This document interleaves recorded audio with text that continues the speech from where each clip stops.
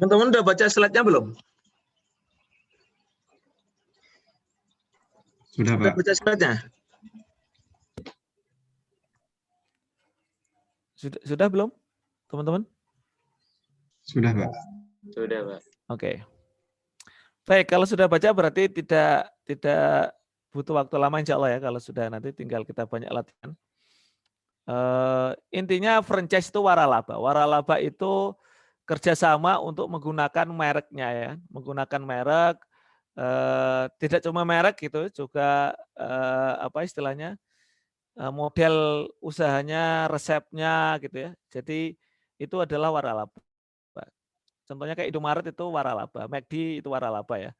Jadi tapi ngikut ya. Jadi yang namanya waralaba itu duplikasi ya, kayak duplikasi usaha gitu ya. Jadi KFC atau McD waralaba gitu ya, atau Indomaret ya harus sesuai dengan satu sama lain itu harus sama, tidak boleh beda gitu ya. Makanya Indomaret itu ya desainnya seperti itu, warnanya gitu ya. Tokonya, tempat kasirnya dan sebagainya ya sama gitu ya. Kasir tuh di sisi sebelah sini biasanya gitu. Jadi apa? Sama lah teman-teman. Tinggal masalah teknis yang di lapangan yang ini. Ada franchisor, ada franchisee. Franchisor tuh yang punya hak ya. Kemudian franchisee yang membeli haknya. Jadi kan itu transaksi ini ya, kerjasama untuk menggunakan merek dagang sekaligus tadi ya berusaha melakukan usaha dengan menggunakan model bisnis ya, merek dagang dan model bisnis ya dari si franchisor. Berarti franchisor itu jual haknya, hak waralaba, terus peralatannya juga disuplai dari ini franchisor. Jadi dia punya pendapatan dari situ. Dari awal itu ketika si penjual jual hak itu berarti kan ada harga paket ya. Ada paket. Nah paket misalnya saya mau franchise ini pisang bakar Pontianak misalnya atau pisang goreng Pontianak. Berapa kalau saya mau waralaba itu? 10 juta. Dapat apa? Pertama 10 juta itu pertama dapat haknya tadi, hak untuk menggunakan mereknya. Terus kemudian yang kedua adalah dapat peralatannya dan lain sebagainya. Nah itu pendapatan dari ini ya. Kalau franchise fee itu biasanya istilah digunakan untuk pendapatan yang bersifat tadi ya, jual haknya tadi. Kalau nanti peralatan kan ada pendapatannya sendiri dari jual beli peralatan. Training ada pendapatan dari training. Kalau franchise fee itu dari penjualan hak tadi atau dari royalti.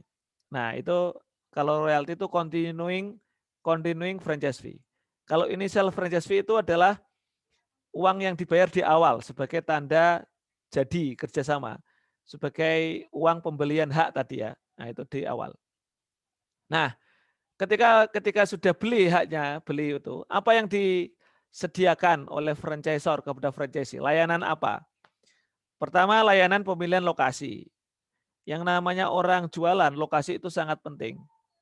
Yang dicari yang strategis, yang pinggir jalan, yang orang itu banyak lihat itu ya. Itu jasa jasa pencarian lokasi, terus kemudian evaluasi pendapatan yang bikin anggaran, terus kemudian mengawasi tempat kalau harus bangun dari awal ya diawasi. Karena itu harus sama, catnya juga sama kan, catnya desain interiornya itu harus sama, itu waralaba. Jadi orang makan McD di sini dengan di sana itu kurang lebih sama lah pengalamannya gitu ya. Terus hal-hal yang lain ya, kalau peralatan disuplai, resep-resep jelas ya. Jadi beli hak termasuk kalau makanan ya dapat resepnya, di situ ada pelatihan karyawan, kontrol, iklan ya. Itu semuanya termasuk layanan dari franchisor. Nah sekarang bagaimana kita mencatat pendapatannya franchisor. Jadi posisi kita sebagai franchisor. Franchisor itu yang punya hak tadi ya, yang ngasih haknya kepada franchisee. Pendapatan franchisor, ini kita bicara yang ini ya, yang franchisee ya, franchise fee. Kan pendapatannya franchisor ada yang franchise fee, ada yang jual beli peralatan, ada yang training. Nah, Ada yang diakui di titik tertentu, ada yang sepanjang masa overtime. Ada yang in time, ada yang overtime. Bedanya apa, Pak? Bedanya begini, teman-teman perhatikan. Kalau in time, itu artinya seluruh kewajiban itu sudah dilaksanakan di titik tertentu. Artinya begitu kewajiban sudah selesai, berarti pendapatan boleh diakui. Itu namanya in time. Emang apa Pak kewajibannya franchisor? Ya tadi, kewajibannya ketika dia jual haknya, dia ngasih hak akses atau hak untuk menggunakan mereknya dan lain sebagainya itu, dia berkewajiban untuk satu, ini, membantu mencari lokasi. Ini, membantu mencari lokasi. Jadi ini satu kewajiban. Jadi teman-teman dalam kontrak ini teman-teman harus ini ya, harus tahu kewajibannya ada berapa. Oke, kita dekati dengan 5 tahapan pengakuan pendapatan. Oke ya. Jadi kita analisis kontrak ini dari 5 tahap. Tahapan pertama identifikasi kontrak. Soal ini kontraknya antara siapa dengan siapa, teman-teman? Dalam soal ini kontrak antara siapa dengan siapa? PT Kuliner dengan PT Bugana. Oke, PT Kuliner sebagai franchisor dan PT Bugana sebagai franchisee. Apa isi kontraknya? Isi kontraknya adalah PT Bugana, PT Kuliner memberikan hak kepada PT Bugana untuk mengoperasikan restoran soto sedap selama 5 tahun di daerah mana gitu ya. Jadi itu menggunakan hak untuk mengoperasikan restoran itu selama 5 tahun. Ya, kenapa Pak sih franchisee kok nggak pakai merek sendiri Pak? Kan dia juga punya modal. Kenapa dia nggak mendirikan dari awal? Kalau dari awal itu ini risikonya besar. Mereknya belum terkenal dan belum punya reputasi di citranya itu belum terbangun ya. Kalau dari awal dari nol kan berat. Nah gitu ya. Makanya pakai franchise aja yang sudah punya nama. Kemudian itu yang pertama, identifikasi kontrak selama 5 tahun ya. Yang kedua adalah identifikasi kewajiban. Nah di sini kewajibannya itu ada berapa? Pertama, sebagian dari perjanjian PT Kuliner membantu mencari lokasi. Jadi kewajibannya si franchisee begitu franchisor ya, begitu tanda tangan kontrak dia berkewajiban mencari lokasi, membantu negosiasi harga sewa atau harga beli, mengawasi kegiatan pembangunan restoran. Nah, ini adalah satu kewajiban. Ini adalah kewajiban ketika si franchisor jual atau memberikan hak ya, jual franchise-nya. Itu kewajibannya apa? Satu, memberikan hak waralaba. Kedua, memberikan resep. Yang ketiga, mencari lokasi. Kalau perlu dibantu negosiasi harga sewa, mengawasi kegiatan restoran, sampai mengawasi desain interior. Nah, itu satu kewajiban, satu paket. Bukan kewajiban yang terpisah. Itu kewajiban atas penyerahan hak tadi itu, hak waralaba tadi itu. Nah, itu satu kewajiban, satu rangkaian kewajiban. Nggak bisa dipisah-pisah itu, saling terkait. Gitu ya. Nah, itu satu kewajiban. Nanti nama pendapatannya dicatat sebagai franchise fee atau franchise revenue. Jadi franchise revenue itu berasal dari kewajiban untuk nyerahin hak waralaba, menyerahin resep, gitu ya, termasuk ngasih tips-tips dan sebagainya, mencari lokasi, ikut ngawasi pembangunan, gitu ya. Itu kewajibannya. Bukan bangunin ya. Kalau bangun ya kewajibannya franchisee. Ikut supervisi bangunan itu sudah sesuai standar atau tidak, desain interiornya, catnya, itu semua satu kewajiban. Karena kenapa Pak bukan kewajiban yang terpisah? Karena tadi nggak bisa dipisah-pisah. Karena pertama saling terintegrasi dan nggak dijual tadi ya, nggak dijual secara terpisah gitu ya. Jadi harus gabung. Kemudian memberikan pelatihan. Nah kalau ini memberikan pelatihan adalah kewajiban terpisah. Kenapa? Karena di situ diketahui sehari-hari menjual pelatihan karyawan dan peralatan. Ada harga pasarnya sendiri. Jadi di sini di soal ini ada 3 kewajiban. Yang pertama kewajiban terkait dengan hak waralaba tadi ya, penyerahan hak waralaba, ada mencari lokasi, membantu negosiasi, mengawasi, itu satu kegiatan, satu kewajiban. Kewajiban yang kedua memberikan pelatihan, kewajiban yang ketiga menjual peralatan, menyediakan peralatan. Itu 3 kewajiban. Oke ya. Sekarang nomor 3, apa langkahnya? Apa teman-teman? Identifikasi kontrak sudah, identifikasi kewajiban sudah, ada 3. Nomor 3 apa? Tahapan selanjutnya. Harga transaksi. Berapa harganya? Berapa harganya? 80.000 itu, Pak. 80.000 itu. Tapi belum diginiin nama. Nah, 80.000 itu terdiri dari 30.000 tunai. Berarti harganya kesepakatnya 80.000, tapi yang tunai dibayar 30.000, sisanya cicilan 10.000 selama 5 tahun dengan bunga 10%. Ini teman-teman ganti ya, salah ini, bukan 8% ini, typo. 10%. 10%, 5 tahun. Nah, karena ini melibatkan time value of money, melibatkan utang, piutang kan, notes receivable ya, maka teman-teman harus cari percent value-nya. Sehingga ketemulah angka 37908. Ini present value annuity dari cicilan 10.000 selama 5 tahun, N-nya 5 dan I-nya 10%. Ketemu angka 37908.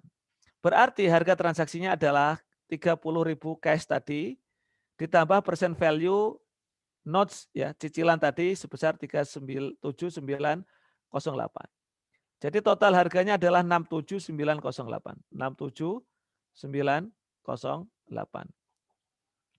Itu adalah tahapan yang ketiga, menentukan harga transaksi. Jelas ya teman-teman ya.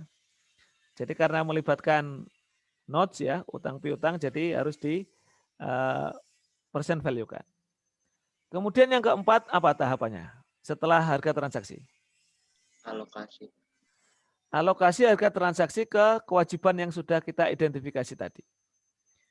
Harga transaksi 67908 itu kita alokasikan ke 3 kewajiban. Tadi kan ada 3 kewajiban. Kewajiban pertama tadi ya, menyerahin hak dagang tadi, hak waralaba, kemudian nyerahin resep ya, terus kemudian supply membantu nyari lokasi dan sebagainya. Terus pelatihan dan penyediaan peralatan. Ini asumsi sudah dibagi ya, sudah dibagi. Gimana cara baginya Pak? Ini kan di soal kebutuhan asumsinya sudah dikasih tahu. Gimana caranya? Caranya tadi pakai metode proporsional ya. Kalau semuanya diketahui harga wajarnya pakai metode proporsional, stand alone selling price. Ya, dihitung dulu, kemudian dipresentasikan tersekali harga transaksi. Itu yang pertama. Atau misalnya salah satu nggak diketahui nilai wajarnya. Misalnya dari 3 yang diketahui coba jasa pelatihan dan jasa penyediaan peralatan diketahui harga wajarnya. Yang ini nggak diketahui nilai wajarnya berapa. Ya sudah, berarti sisanya. Jadi dari 67908 alokasikan dulu ke jasa pelatihan sesuai dengan nilai wajarnya, penyediaan peralatan sesuai dengan nilai wajarnya. Yang kewajiban yang pertama sisanya. Itu namanya metode incremental. Ya, jadi karena tidak diketahui nilai wajarnya. Kalau diketahui semuanya pakai metode proporsional, stand alone selling price. Nah gitu. Itu tahapan nomor 4. Tahapan nomor 5 ini yang paling krusial adalah pengakuan pendapatan. Kapan saatnya dicatat? Kapan saatnya di jurnal? Yang jelas kita punya 3 kewajiban, berarti kita punya 3 jenis akun pendapatan. Walaupun sebenarnya bisa digabung ya, tapi untuk mudahnya 3 kewajiban, 3 akun. Yang kewajiban pertama menyerahkan hak tadi ya, hak waralaba, ikut bantu ya tadi nyantuin pasar, terus kemudian nyerahin resep-resep dan pengetahuan yang diperlukan. Itu satu pendapatan namanya franchise fee atau franchise revenue. Franchise revenue. Yang kedua penyedia jasa pelatihan namanya service revenue. Penyediaan peralatan namanya sales revenue. Penjualan peralatan, sales revenue. Nah, sekarang kita tentukan kapan masing-masing 3 jenis pendapatan ini diakui. Pertanyaan saya, kapan franchise fee diakui? Franchise revenue diakui kapan? Artinya kewajiban penyerahan hak waralaba, ikut bantu negosiasi, nyari lokasi, membantu supervisi bangunan. Berarti kapan diakui franchise revenue? Satu kewajiban ini. Kapan diakui? Kan kewajiban itu diakui ketika jasa atau barang sudah diserahkan atau sudah memenuhi indikator yang 5 yang kemarin itu ya. mempertimbangkan 5 indikator yang kemarin sudah kita bahas, sudah terjadi kendali kepemilikan. Nah, pertanyaan saya, kapan franchise revenue dalam kasus ini diakui? Kapan, teman-teman? Saat membuka restoran bukan, Pak? Kenapa saat membuka restoran? Sudah memenuhi kewajiban mungkin. Ya, berarti franchise revenue dalam kasus ini itu diakui secara point in time, satu titik tertentu. Franchise revenue semuanya diakui. Berapa franchise revenue? Ini 30.000 sesuai dengan pembagian tadi. Dari 67908 franchise revenue dapat 30.000.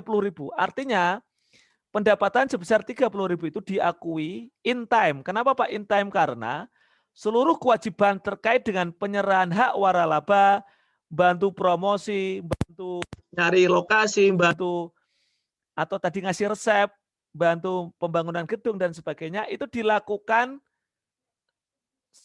secara apa istilahnya dianggap selesai dalam satu titik. Artinya dianggap selesai ketika restoran sudah dibuka.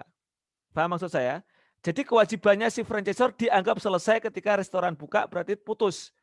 Sudah putus artinya sudah tidak punya kewajiban lagi untuk membantu si franchisee.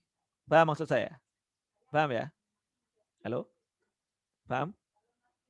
Paham, Pak. Paham, Pak. Itu namanya in time. Berarti in time itu 30.000 langsung diakui semuanya ketika restoran sudah buka. Restoran sudah buka itu artinya apa? Artinya si franchisor tidak berkewajiban lagi untuk membantu mensupervisi. Semuanya dilepas. Tapi sekali lagi tergantung perjanjian ya. Kalau perjanjian dalam kasus ini perjanjiannya adalah hak waralaba diserahkan di satu titik. Jadi artinya begitu diserahkan sudah tidak berkewajiban untuk mengawasi lagi, mendampingi lagi. Makanya kenapa pas buka itu semuanya langsung diakui, itu in time. Jadi franchise revenue-nya diakui di satu titik. Ya, tadi pas saat buka. Tetapi ada kasus di mana franchise revenue diakui over time. Saya ulangi lagi. Di kasus ini kata kuncinya tadi si franchisor itu sudah mentransfer semua haknya saat restoran buka, itu berarti sudah tidak punya kewajiban lagi, semuanya sudah diserahkan. Resepnya sudah diserahkan, hak akses sudah diberikan, hak izinnya sudah diberikan, bangunan sudah istilahnya hak jasa pendampingan sudah selesai gitu ya. Itu karena kontraknya seperti itu. Berarti in time. Akan tetapi ketika perjanjiannya bilang begini, franchisor harus terus mendampingi si franchisee sampai selesai kontrak. Maksudnya gimana Pak? Ketika si franchisor itu ngasih hak waralaba tadi itu, dia harus setiap bulan harus update, ngasih pendampingan terus ya, per bulan disupervisi. Kalau ada resep baru dikasih terus per bulan. Itu artinya kan kewajibannya terus menerus, betul enggak? Ya enggak?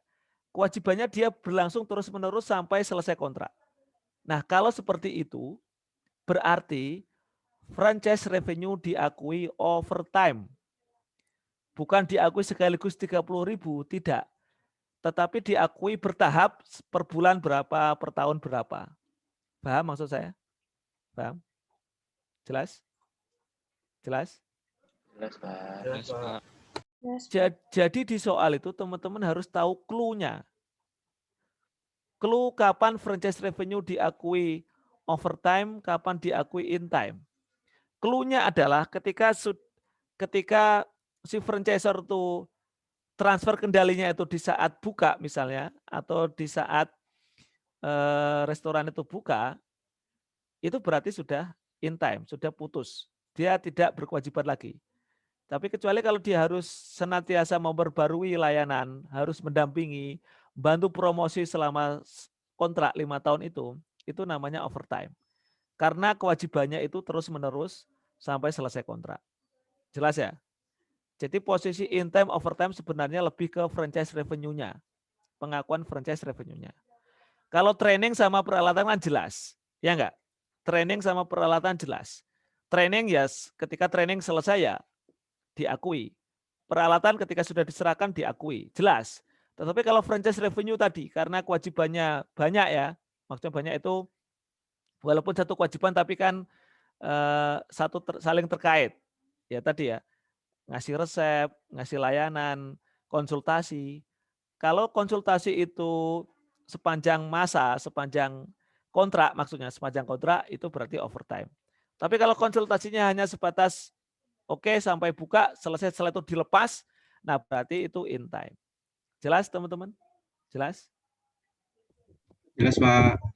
Oke, dalam kasus ini berarti jurnalnya saat dia tanda tangan kontrak dan terima uang cash, maka si franchisor akan terima cash 30.000, terus dia juga terima notes yang nilainya 37.908.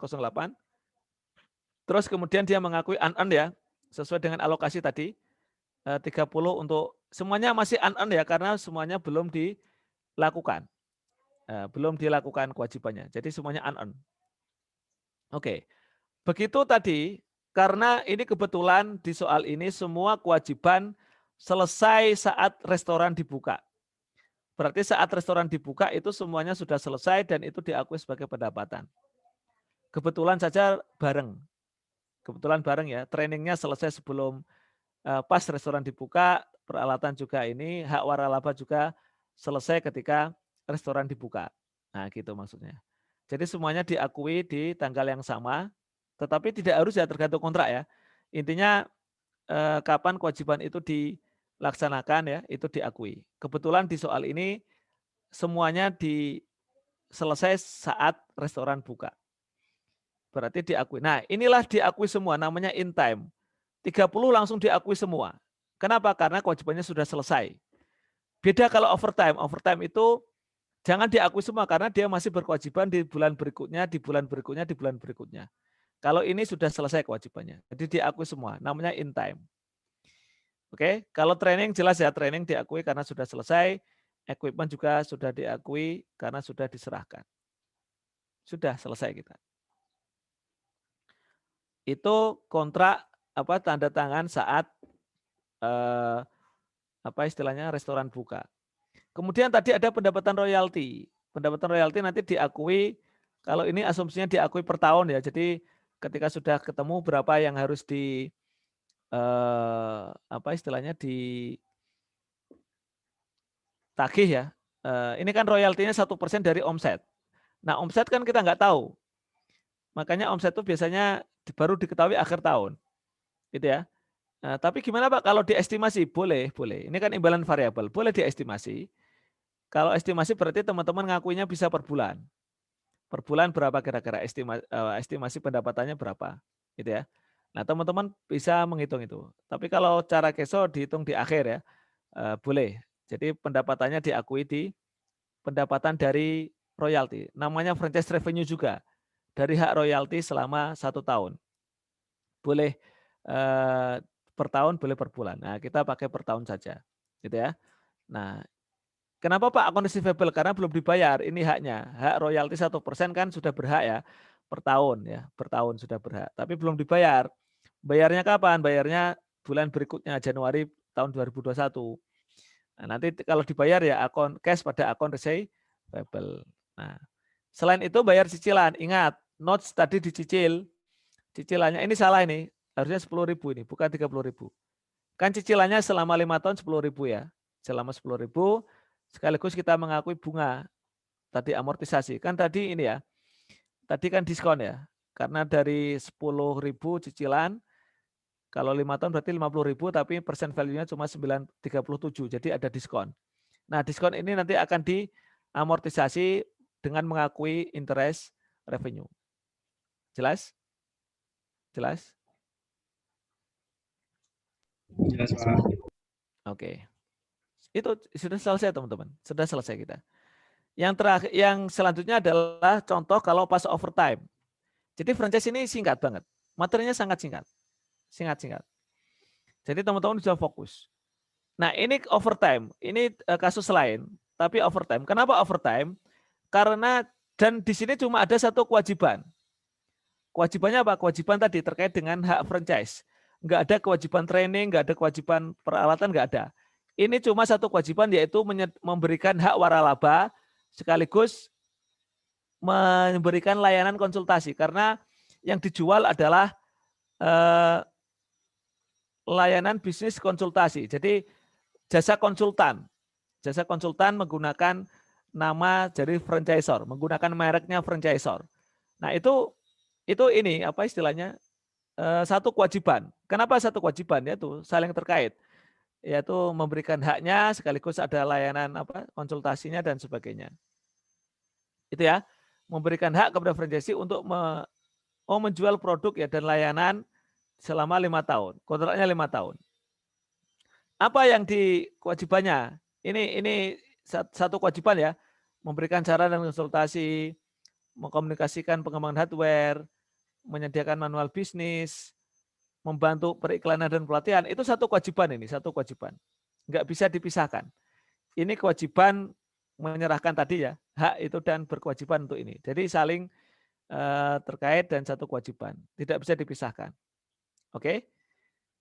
Pertanyaan saya, apa kata kunci di soal ini? Kenapa kita mengakuinya overtime? Jadi total harganya 66.000 ya. Jadi saya ulangi lagi. Tahapan pertama identifikasi kontrak, yaitu kontrak antara Teknonomania dan kontrak siapa ini? Lawannya siapa ini? PT apa? Enggak ada ya. Dengan franchisee lah. Ini enggak ada lawannya nih. Kontrak antara franchise, maksudnya enggak ada namanya. Kontrak antara franchisor dengan franchisee. Nah, gitu ya. Berupa pemberian hak ini, pemberian hak franchisee untuk apa istilahnya menjual produk gitu ya. Yang kedua, identifikasi kewajiban. Cuma ada satu kewajiban ini. Ya ini, memberikan layanan tadi ya, itu satu kewajiban. Ya. Terus kemudian yang ketiga adalah harganya 6.000. Oke. Terus yang keempat adalah alokasi harga. Jelas harganya 6.000, cuma satu kewajiban kan. Suatu kewajiban satu harga. Dan harganya itu tidak ada imbalan ada value of ini percent value ya, time value of money enggak ada. Langsung 6.000. Gitu ya. Terus kemudian tunai, cash ya, tunai 6.000. Yang kelima adalah pengakuan pendapatan. Nah, pertanyaan saya, ini kan pendapatannya cuma satu, karena satu kewajiban, yaitu franchise revenue. Pertanyaannya adalah, kapan diakui? Apakah saat pertama kali itu langsung diakui 6.000? Atau bagaimana? Atau diakui per bulan, overtime? Apa kata kunci di soal ini, teman-teman? Yang kemudian teman-teman berkesimpulan bahwa ini itu overtime atau in time. Kalau overtime itu berarti dia setiap bulan harus melakukan layanan terus-menerus, memantau. Nggak berhenti di satu bulan pertama, nggak berhenti di satu titik, tapi terus-menerus layanannya. Apa kalimat kuncinya? Yang diperbarui minimal itu Pak? Iya, di antaranya itu. Yang diperbarui minimal setiap bulan. Berarti kan harus diberikan terus setiap bulan. Ya enggak? Harus diberikan terus setiap bulan. Artinya sampai 5 tahun itu terus menerus. Artinya berarti kan pengakuan pendapatannya nggak bisa sekaligus 6.000, tetapi pengakuan pendapatannya harus per tahun bisa atau per bulan. Nah, ya kan? Per tahun atau per bulan. Ini kebetulan misalnya per tahun ya, pas genap setahun diakui 1.200. Nah, 1.200. Karena 6.000 dibagi 5 1.200. Kan harganya 6.000 dibagi 5 tahun jadi per tahunnya 1.200. Kalau mengakui per bulan ya berarti dibagi 12 berarti 1.000. Gitu ya. Jadi seperti itu teman-teman sekalian. Nah, ini yang 100 ya bagi 12 jadi 100. Jadi itu yang menurut saya perlu teman-teman pahami. Jadi di sini singkat sekali. Kenapa singkat? Karena tidak ada notes-nya, dan kewajibannya cuma satu. Jadi langsung cash unearned 6.000 saat terima uang muka ya, dibayar di muka 6.000. Terus kemudian saat mengakui pendapatan di akhir periode. Jadi ini kan Desember 2019 ya. Jadi pengakuannya ini dianggap akhir bulan ya. Jadi pengakuan bulannya nanti setahun lagi gitu ya. Pengakuan pendapatannya per tahun depannya itu 1.200. unearned pada franchise revenue. Jangan diakui sekaligus karena ini overtime. Jadi ngakuinya per tahun, per periode. Terus ini adalah cicil bayar apa istilahnya? Royalti, terima dari royalti 7% ya dari omsetnya per tahun. Nah, ini untuk membayar royaltinya tadi. Jadi tidak ada cicilan karena ini bukan notes ya, tidak ada notes-nya. Oke, selesai. Selesai. Silakan kalau ada pertanyaan. Setelah itu kita latihan dan insya Allah kita masih punya waktu banyak untuk mengerjakan berbagai macam variasi soal. Atau kalau teman-teman ingin nanya tentang AKM yang lebih banyak ya variasinya ya. AKM yang lebih banyak transaksinya boleh, silakan. Tapi kita selesaikan dulu franchise, kita latihan nanti satu soal, teman-teman di breakout ya, silakan nanti. Baru kemudian nanti kalau waktunya cukup, kita review lagi singkat AKM.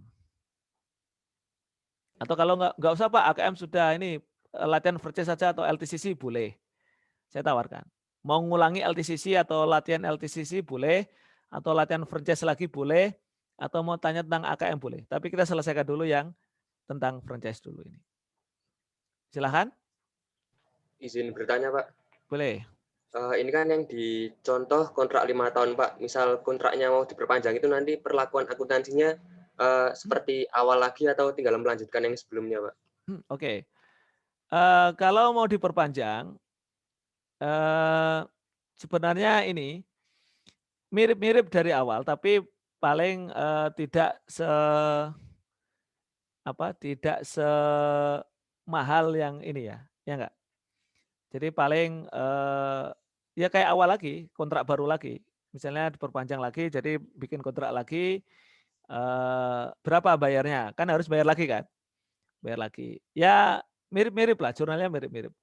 Kecuali kalau ada modifikasi ya, kalau enggak ya sama. Pertama ngakui terima cash, ya enggak?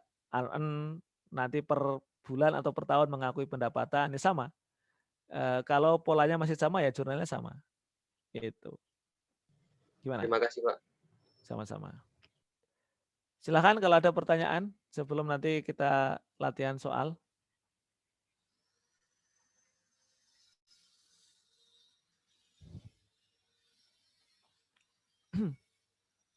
Oke, kalau tidak ada, jelas? Gimana Niken? Jelas Niken? Jelas, Pak. Silvi, gimana Silvi? Jelas Silvi? Jelas, Pak. Gamara gimana? Jelas? Jelas, Pak. Oke, sekarang kita istirahat dulu.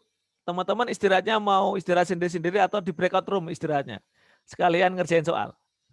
Atau istirahat dulu baru nanti breakout room? Mau istirahat dulu baru breakout room atau breakout room sekalian istirahat di situ. Waktu istirahat dan ngerjain soal. Teman-teman bisa hahihi. Bisa say hello sama temannya. Gimana? Mau istirahat dulu baru gabung breakout room atau langsung breakout room sekalian istirahat di situ? Saya kasih waktu untuk istirahat plus ngerjain soal.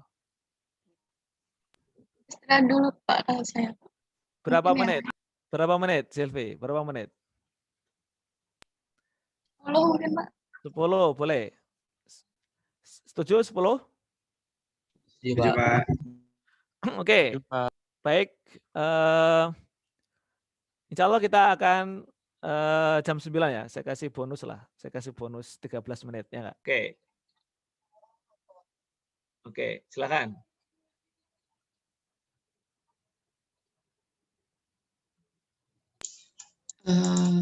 Jadi di sini ada keterangan dari kontraknya itu dia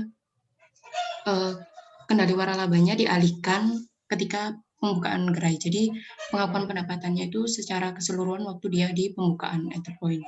Di tanggal 2 Januari waktu kontrak itu dia nerima cash 400 juta. Dari keterangan perjanjian kontraknya itu 1 miliar, pembayaran secara cashnya itu 40%. Jadi ketemu 400 juta. Terus nilai note receivable-nya itu dari bunganya ada 9%, cicilannya 120 juta dicicil selama 5 tahun. Jadi ketemu 466.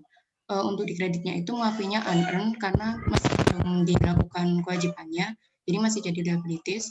unearned franchise-nya itu 566, unearned service revenue-nya sesuai keterangan di soalnya 50 juta memberikan jasa pelatihan staff, sama sales revenue itu 250 juta dari penyedia peralatan. Jadi sisa dari total kontraknya ini yang dibayar 566 masuk ke nilai unearned franchise revenue-nya.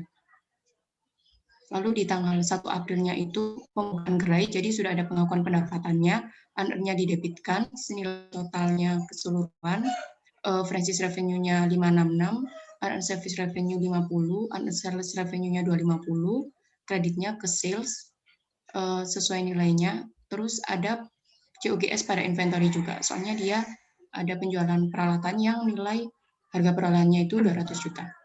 Oke, sebentar, In. Ini tahunnya kenapa? Ini kan in time ya, in time kan, langsung diakui semua saat, terutama franchise revenue langsung diakui saat buka, ya nggak? Apa kata kuncinya apa? Kok ini memutuskan in time bukan overtime? Yang seluruh kendali waralaba telah dialihkan kepada PT Keramik ketika pembukaan gerai. Oke, baik. Lanjut. Udah Pak, mungkin yang buat pengakuan fee-nya bisa dijelaskan sama Noval. Oke, silakan Noval. Noval boleh menggunakan sendiri atau pakai yang punya IIN boleh. Kalau mau mengubah angka juga boleh, silakan. Mungkin saya pakai perhitungan saya sendiri aja, Pak. Oke, boleh. Silakan. Nah, sip. Silakan. Ditampilkan. Kalau yang tadi yang sudah dijelaskan IIN, teman-teman yang lain bisa dipahami? Jelas? Jelas, Pak. Oke. Baik, silakan.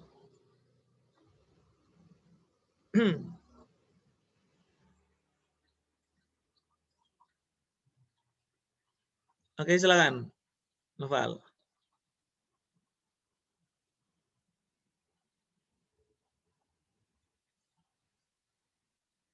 Oke. Selanjutnya dari perjanjiannya itu juga ada fee dari omset tahunan sebesar 5%-nya yang diakui pada akhir tahun. Jadi pada tanggal 31 Desember 2020 itu diakui account receivable pada franchise revenue sebesar 5% dari 400 juta karena pendapatan saat itu 400 juta. Jadi yang diakui 20 juta. Selanjutnya juga ada pembayaran dari notes receivable sebesar 120 juta pada akhir tahun. Jadi diakui di jurnal cash pada notes receivable sebesar 120 juta.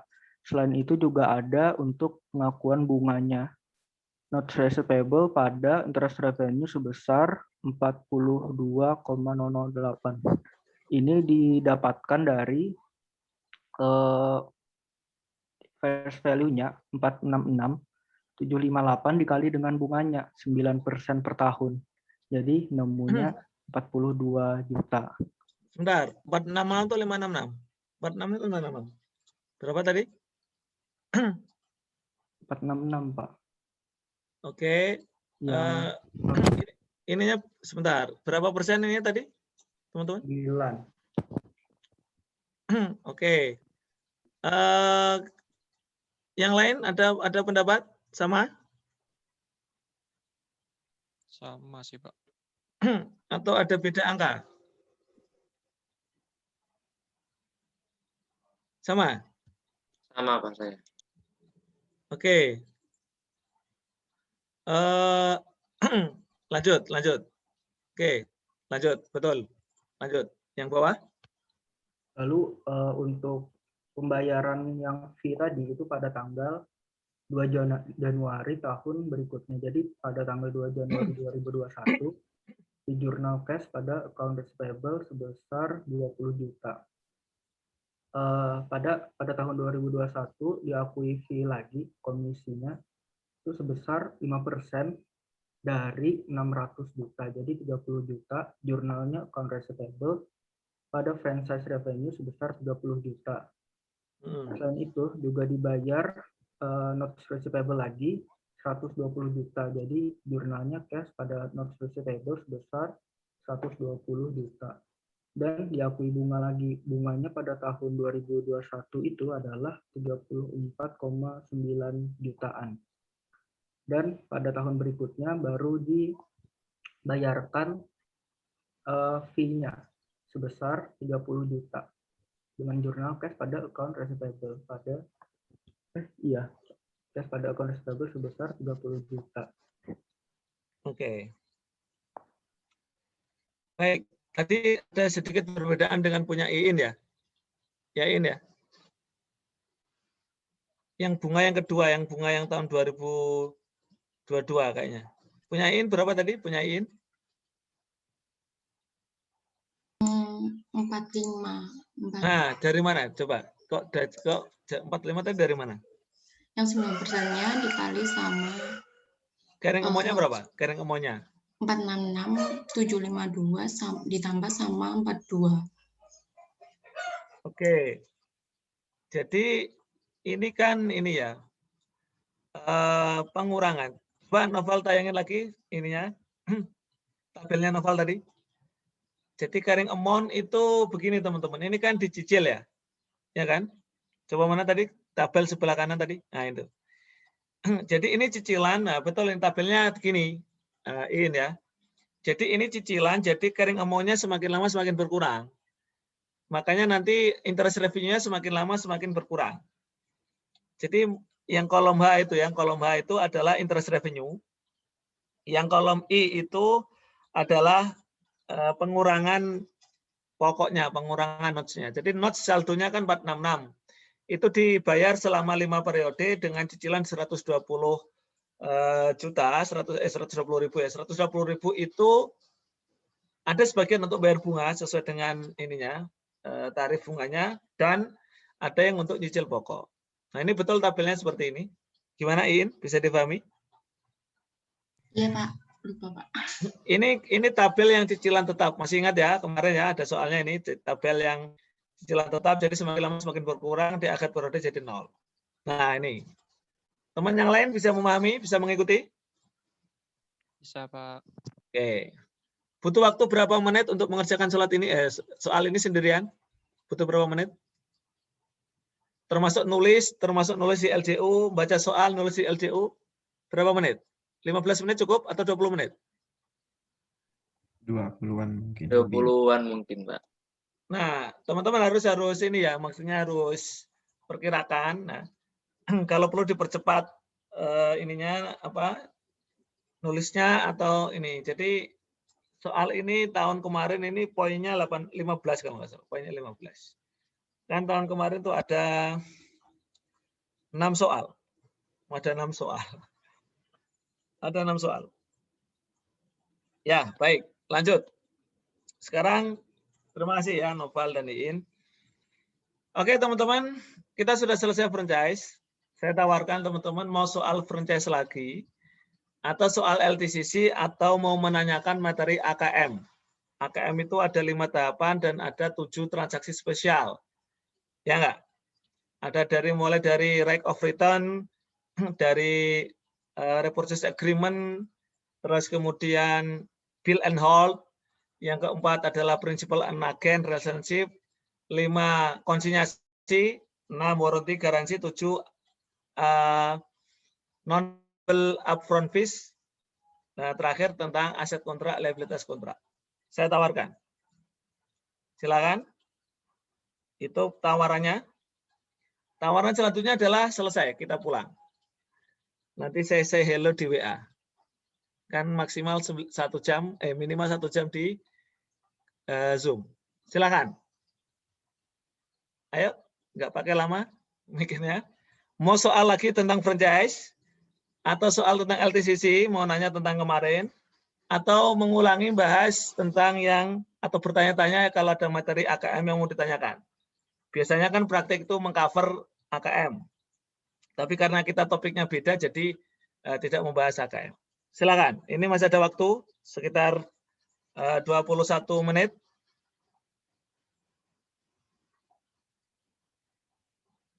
Atau pulang. Selesai pertemuan tatap muka. Nanti kita lanjutkan di grup WA.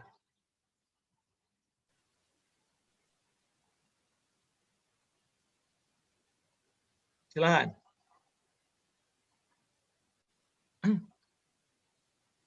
Halo? Lanjut soal Pak. Franchise. Soal franchise lagi? Itu pas si Kevin mau ngomong. Iya, mana Kevin? Mic-nya, silakan Kevin. Kok nggak kedengeran suaranya?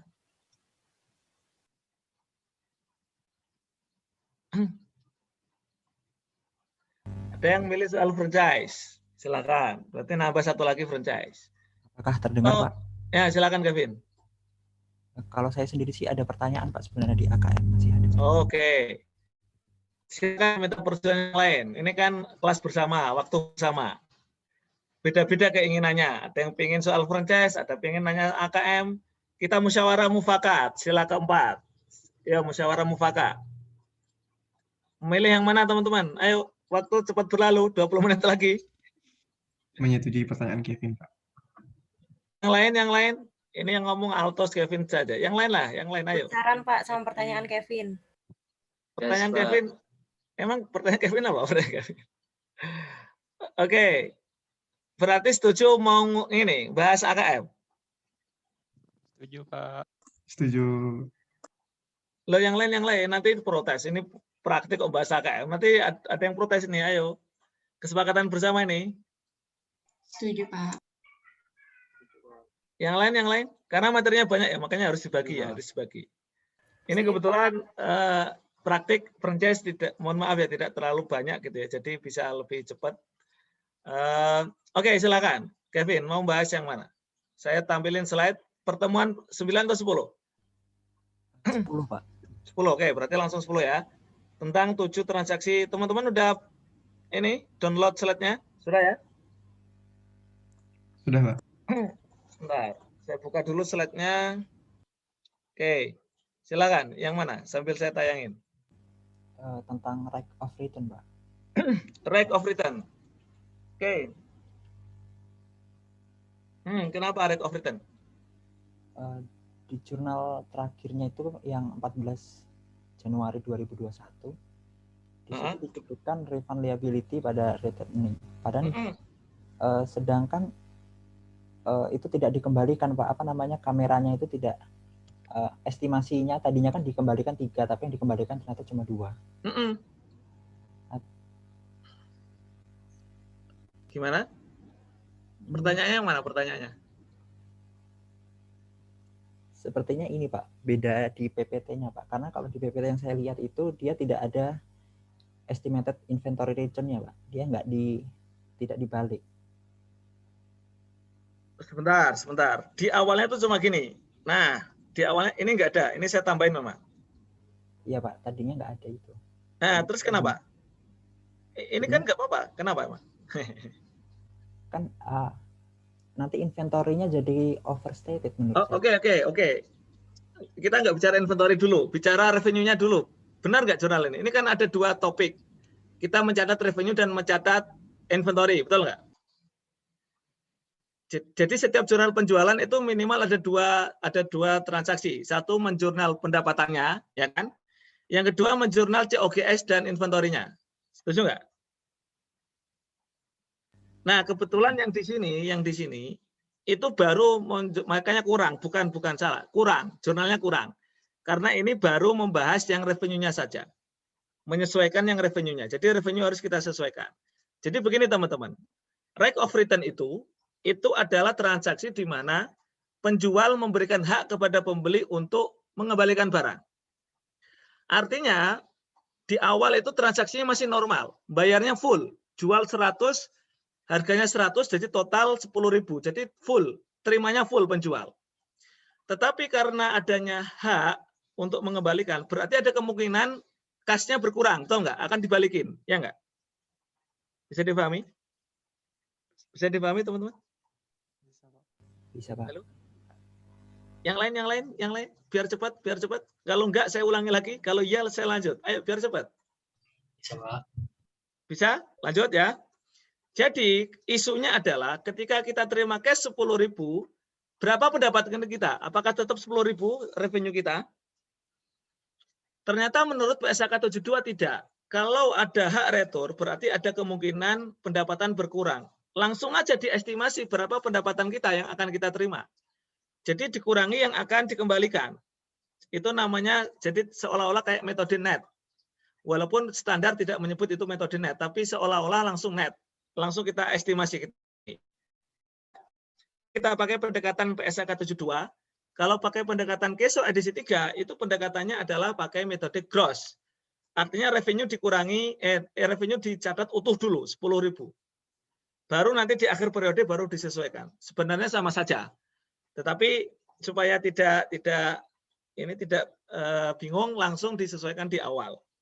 Jelas teman-teman? Jelas? Karena kita sudah terima cash, sementara pendapatan kita 9.700, maka yang 300 siap untuk kita kembalikan. Karena perjanjiannya begitu ada barang balik, uangnya kita kembalikan, refund. Makanya karena kita memprediksi ada 3 yang mau dibalikin, kita sudah menyisihkan, kita sudah mencadangkan 300 di liabilitas. Jelas? Halo, jelas? Jelas, Pak. Itu kalau ada terima cash. Jadi akun refund liability itu muncul ketika kita terima cash. Kalau kredit gimana, Pak? Kalau dia piutang. Kalau piutang, ya kalau piutang berarti langsung dikurangi piutangnya. Seperti ini, seperti contoh nomor 2. Langsung AR pada salesnya 9.700. Nggak ada akun refund liability karena nggak ada yang dibalikin, ya nggak? Langsung motong utangnya. Jadi piutangnya langsung kita berkurang 9.700. Jadi langsung mengurangi utangnya si nasabah. Jadi piutang kita berkurang.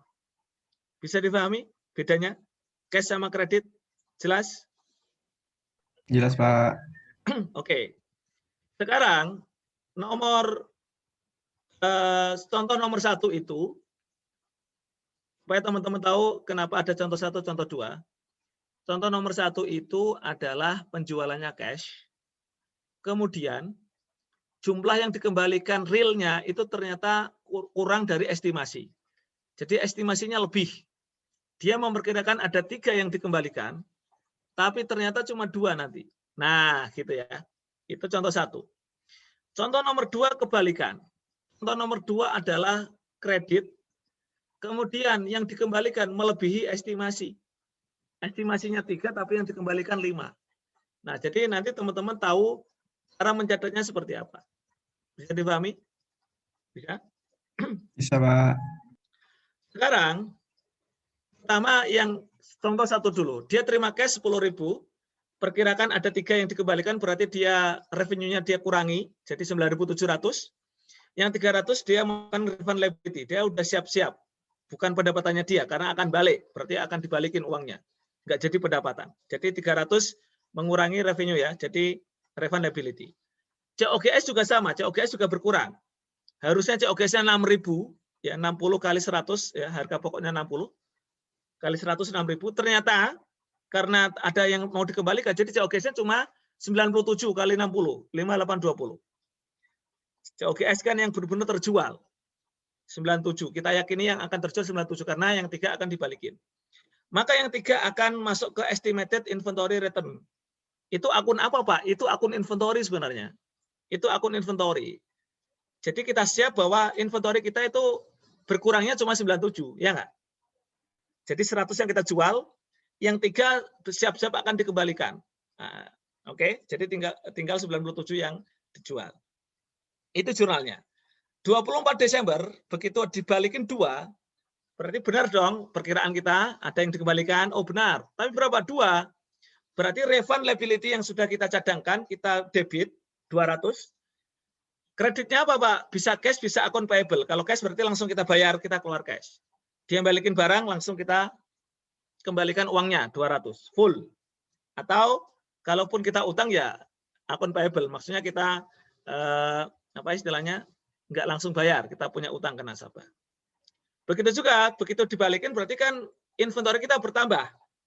Akunnya return inventory, masuk inventory. Debit kreditnya adalah estimated inventory return. Jadi return kita adalah inventory-nya kita tambah 2 lagi, balik 2, sesuai perkiraan.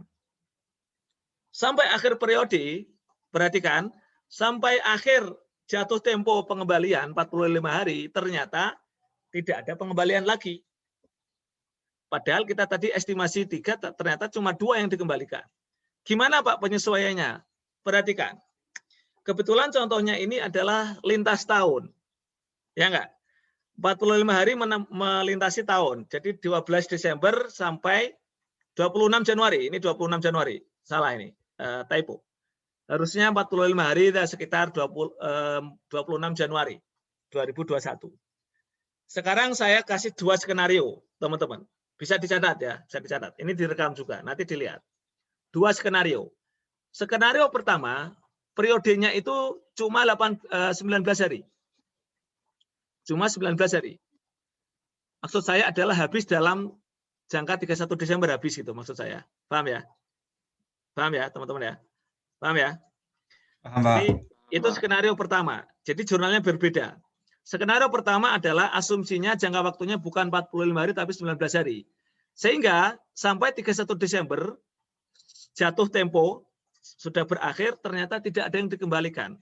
Bagaimana jurnal kita? Jurnal kita adalah saya tulis di sini 31 Desember ini asumsinya periodenya sudah habis ya.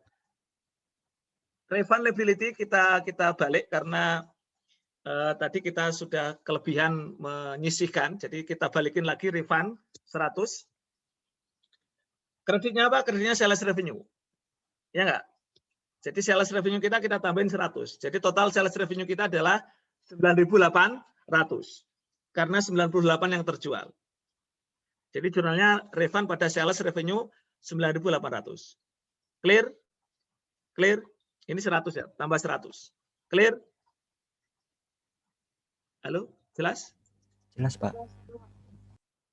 Yang lain? Dina? Jelas, Pak. Jelas, Pak. Oke. Terus, ini baru mencatat satu sisi, yaitu penyesuaian pendapatan. Memang jurnal kemarin kurang. Saya tambahin di sini, ya. Saya tambahin. Berarti, yang kedua adalah menyesuaikan inventory kita. Jadi, estimatednya nggak jadi kan? Karena terjual, berarti estimatednya kita hapus, kredit, estimated kredit. Debitnya COGS. COGS kita bertambah, ya enggak? Karena yang terjual jadi 98. Kan ini jadi awalnya cuma 97. Padahal yang terjual 98. Karena yang dibalikin cuma 2. Jadi COGS-nya kita tambah sebesar 60. Jadi total di tahun itu 2020, sales revenue-nya 9.800, COGS-nya adalah sebesar 5880. Nah, gitu. Berarti gross profit-nya adalah, silakan hitung sendiri. Nah, gitu. Jelas? Halo, jelas? Jelas, Pak. Jelas, Pak. Oke. Nah, ini karena dia lintas tahun, teman-teman, lintas tahun. Ini skenario pertama kalau 19 hari. Kalau skenario kedua 45 hari karena lintas tahun, teman-teman nggak boleh kredit sales revenue karena sales revenue itu untuk periode kemarin, betul nggak? Ya nggak? Iya, Pak. Karena sudah lewat jadinya kreditnya RE. Begitu juga COGS, jangan COGS di tahun 2021 nanti seolah-olah itu terjadi di tahun itu, padahal enggak. Itu terjadinya kemarin transaksinya. Jadi kreditnya di sini RE, debitnya juga di sini RE. Bisa dipahami, teman-teman? Jelas? Jelas, Pak. Yang masih bingung, silakan nanti saya ulangi lagi.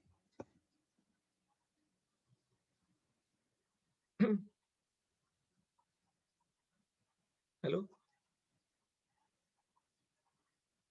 Ayo. Masih ada satu lagi, contoh 2 ini. Kalau bingung, bilang. Nanti saya ulangi lagi. Atau kalau enggak saya, nanti Kevin atau Jay yang ulangi. Jadi saya menghemat suara. Silakan. Ayo. Lanjut atau ulang? Ayo. Nggak usah sungkan.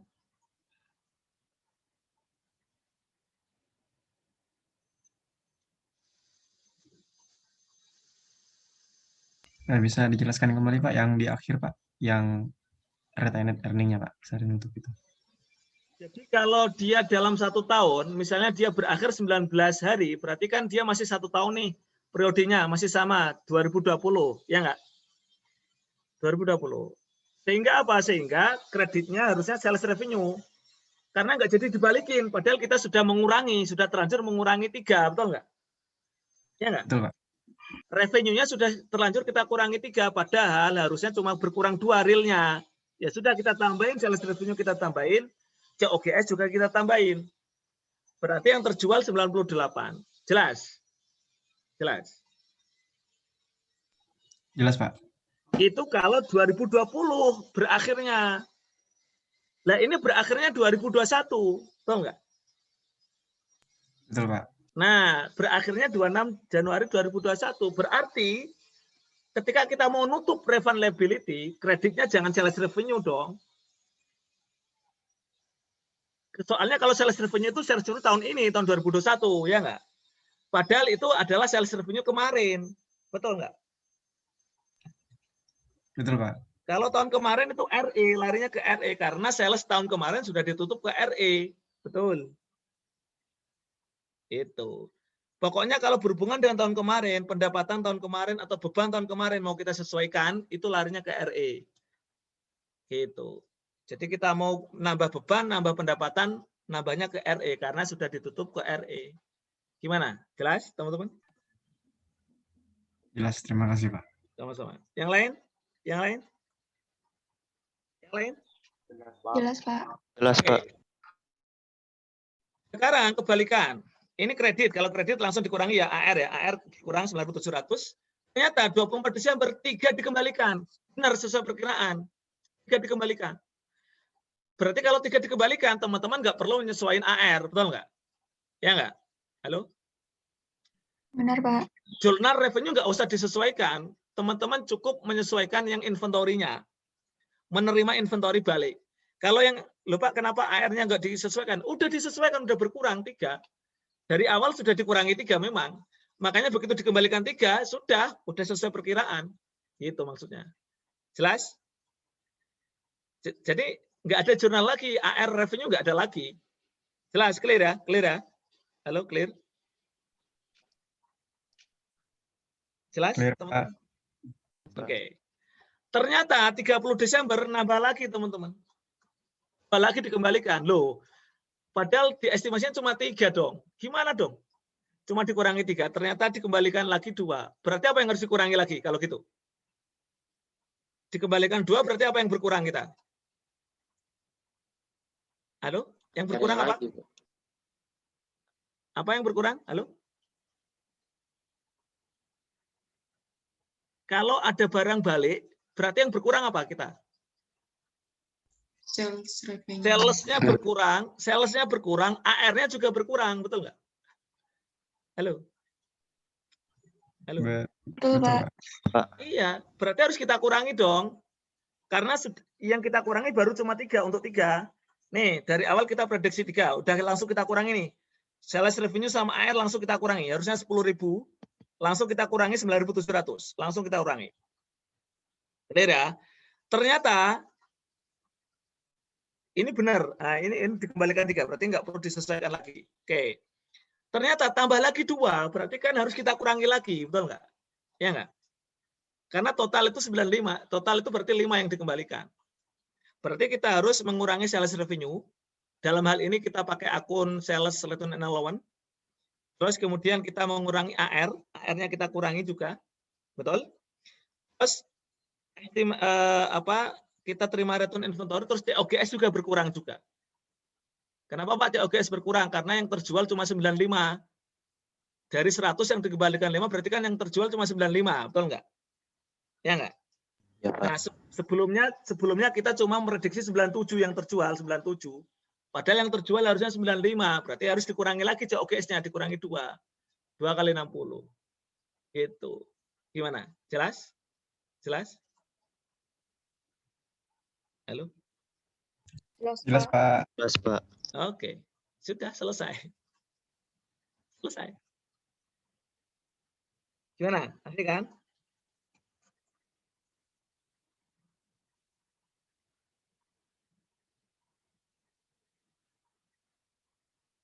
Izin bertanya, Silakan.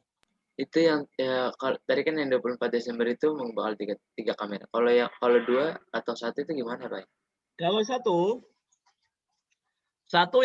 satu kamera berarti teman-teman tidak perlu menyesuaikan yang AR juga, ya kan? Ya kan? Maksud saya adalah kenapa Pak nggak perlu AR sama salesnya nggak perlu disesuaikan? Karena sudah dikurangi sesuai estimasi, masih dalam estimasi, masih dalam estimasi.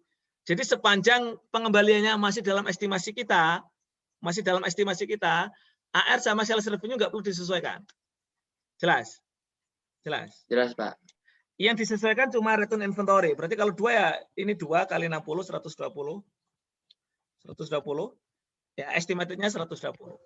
Sementara kalau revenue sama salesnya, sales sama AR-nya nggak perlu disesuaikan. Karena masih dalam estimasi.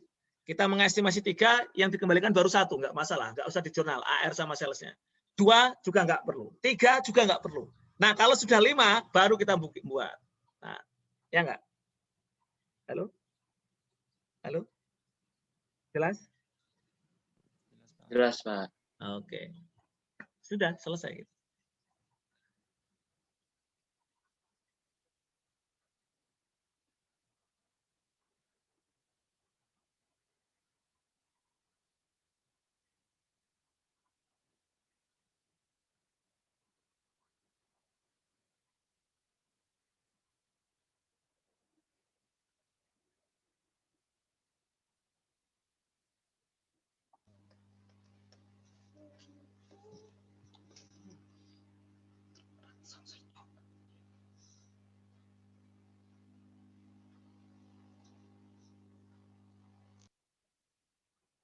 Oke. Baik. Baik, teman-teman sekalian. Ada yang mau ditanyakan lagi? Sudah jam 10? Cukup?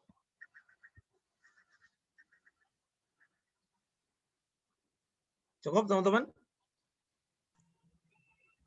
Kalau Cukup saya ya? cukup, Pak. Oke, baik.